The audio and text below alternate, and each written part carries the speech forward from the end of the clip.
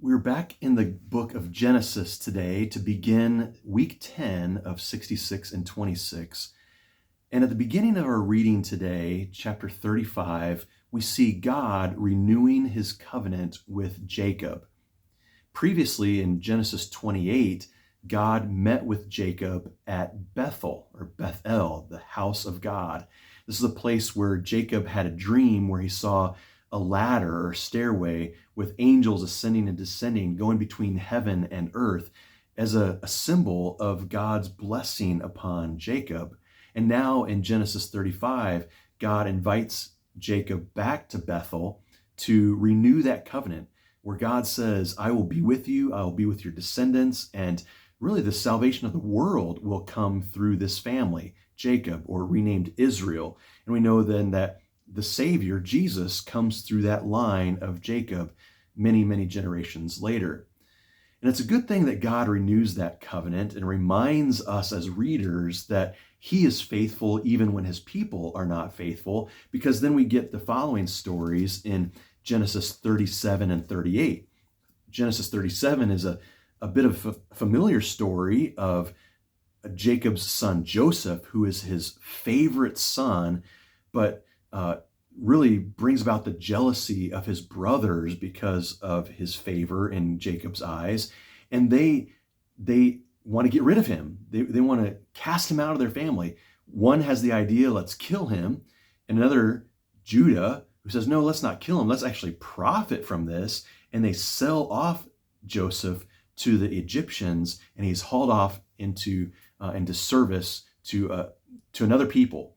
And Judah and his brothers are thinking that they're both rid of their brother Joseph that they don't like, and they have profited from it. But then Jacob is deeply broken because of his son's loss. But then Judah, who is the son who had the idea to profit from Joseph's disappearance and selling him off into slavery, well, we get a little bit of a sidetrack story to tell us just how dark and disturbing his family line is. And we get this episode of Judah, who has three sons, and his first son he gives in marriage to a woman, Tamar. And Tamar then, when her husband dies, is given as a bride to his brother. And this was what was known as a levirate marriage arrangement.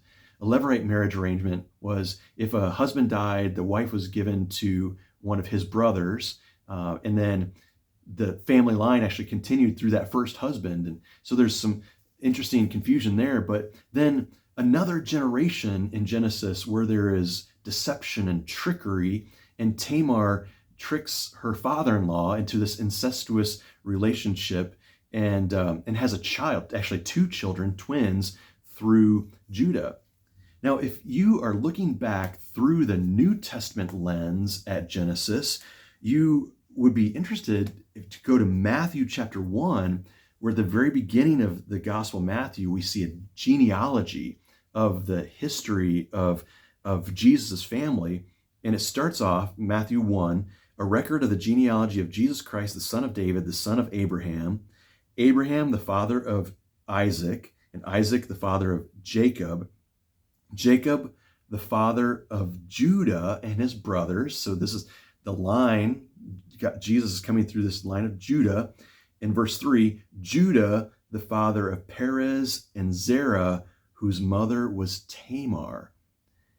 So in the line of Jesus, our Savior, is this scandalous story of Judah and Tamar, this one who is unfaithful, the one who is deceptive and full of trickery, and yet in the family line of Jesus. And it just goes to prove to us all as readers of the Bible that God is forever faithful even when his people are reckless and faithless. And we are reminded of this story in Genesis 35 to 38, that God will bring about his promises even when human beings do all that they possibly can to try to sidetrack and derail God's victorious story. And God is faithful to that story and will bring about blessing for the whole world through this line, even Jacob and Judah's line, to bring us Jesus.